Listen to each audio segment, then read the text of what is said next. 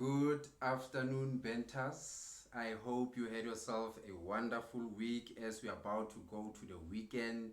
I had myself a beautiful day on air. My name is Mohau, your host of the Benta.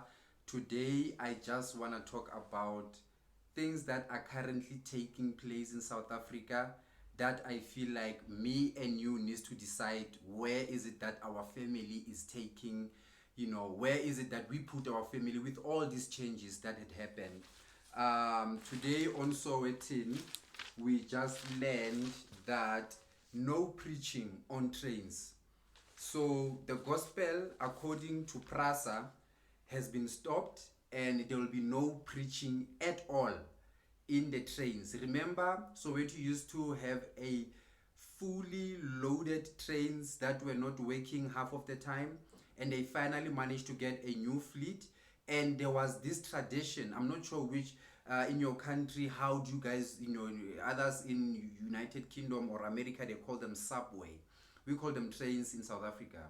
And usually inside trains, you'd have a church service, someone who just stand up and share a word, they'll be singing, there'll be all that. So obviously you create some sort of a mobile church congregation. Sometimes you offer your money or tithe or whatever, but this has been something that has been associated with trains from the hood coming to the city.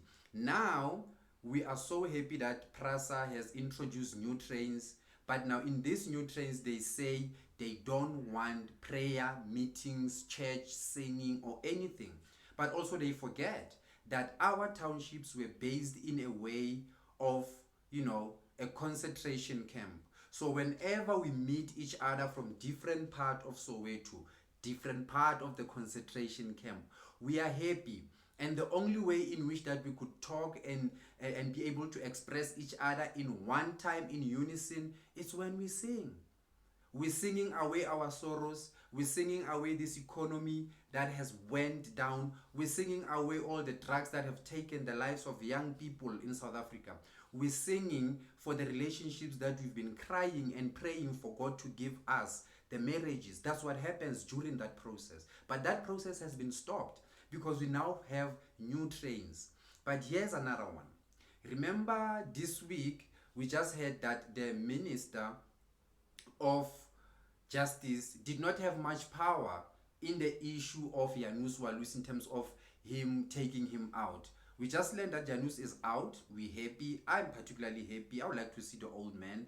But what we have learned is that now the Minister of Justice has just gazetted a law that has decriminalized or that aims at decriminalizing sex work in South Africa.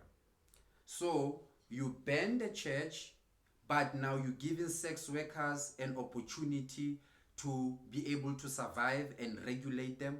Other people are saying, but how you need to understand, there has been a high number of women that have been killed, especially sex workers. I agree, I'm with you. I also know there is a guy right now who's in court who has allegedly killed over 4 to 5 sex workers. I understand there is a problem, but here is my issue. Sex work is wrong, is immoral.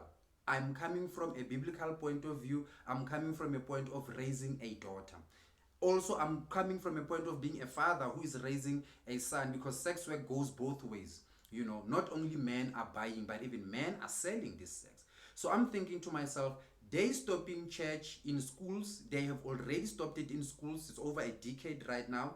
They are planning on introducing LGBTQI toilets in the schools, and they are now decriminalizing sex work.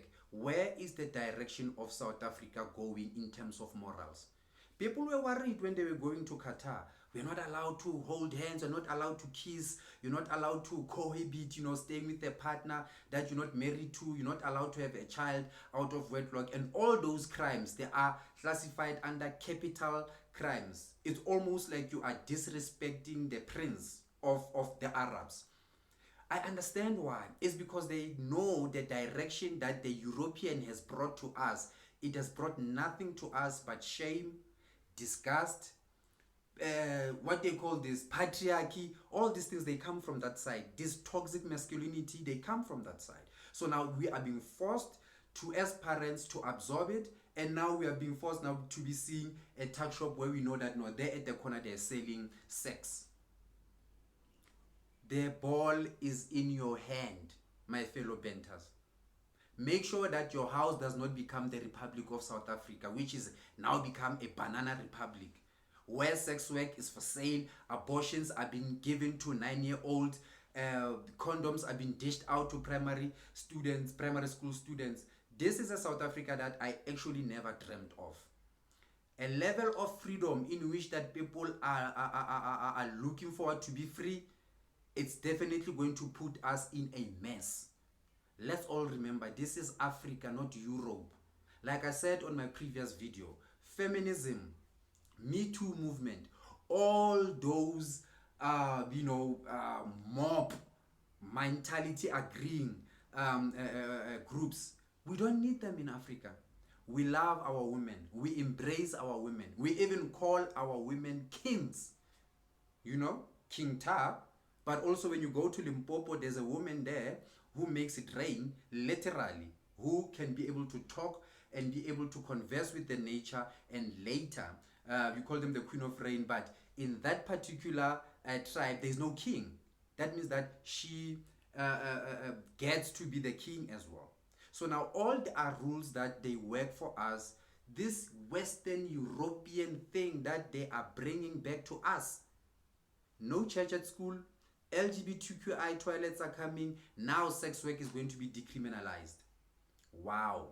And you wonder where your daughter is going to find a job, and you wonder where your son is going to find a job.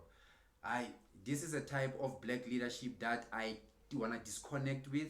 I am not interested in it, and I just want to say that it has been a good day. I have just came back from air, beautiful thing, giving people wonderful 6 hours of just current life affairs coming from all different globes, different part of South Africa. So I'm very excited. I just knocked off. I'm about to relax, have my wine, spend time with my daughter, and just be a father, and just be present, and just get to do all the unnecessary things. There she comes. I could see her coming. I sent her to get something. She'll come tell me the answer right now. So, but I'm excited, I'm happy. We did 7 minutes, and this is good.